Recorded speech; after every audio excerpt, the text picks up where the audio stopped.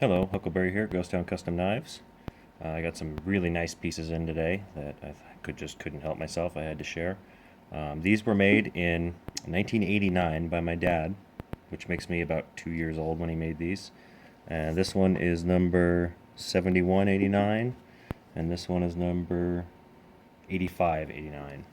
And these were bought by a fellow who knew my dad at a swap meet, and he bought a, a couple dozen pieces from what I can tell, and just sold them off and gave them away over the years. And this was, from what he told me via eBay message, this was his personal knife and his personal belt buckle. I guess he didn't wear the belt buckle much, but he carried the knife a lot, if I remember the correspondence correctly.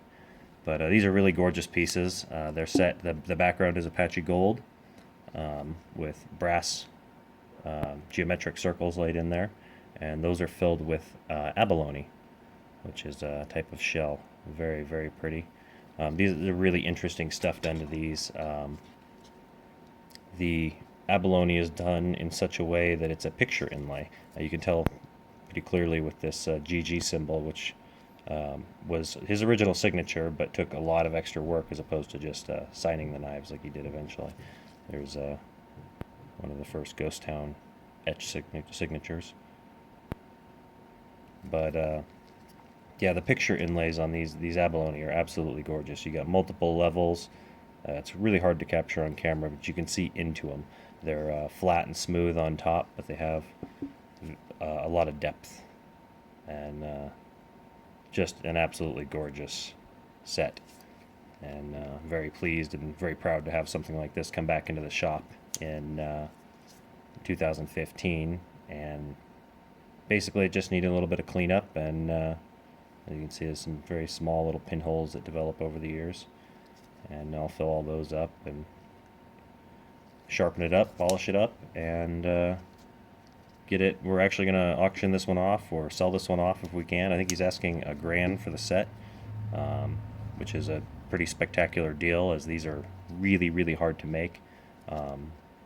These circles are done in a similar way to the moons on my regular work, and the moons on my regular work are extremely difficult to do. It's one of the harder parts to get the moon to solder properly and stay secure during the grinding and all the shaking and thumping that happens when I'm making the rest of the knife.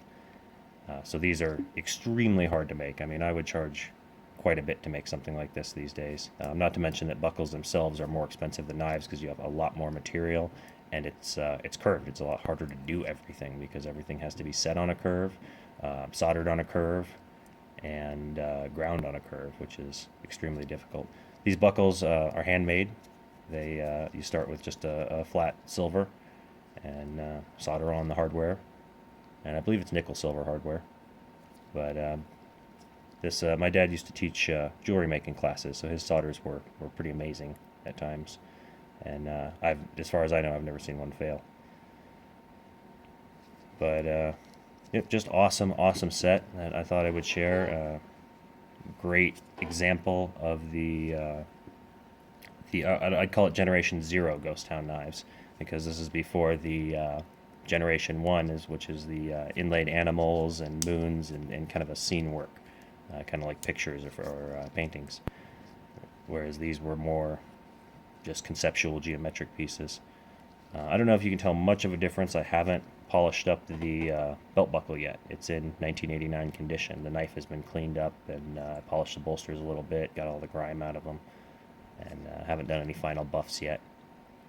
But yeah, that's 1999. Or 1989. That's the amount of wear that is, or aging that's happened, which is not a whole lot. I mean, the brass is a little duller, and I personally prefer it that way. But anyway, yeah, I just thought I would share and give you guys a chance to look at these. Maybe throw out some offers if anyone wants to buy them off the guy.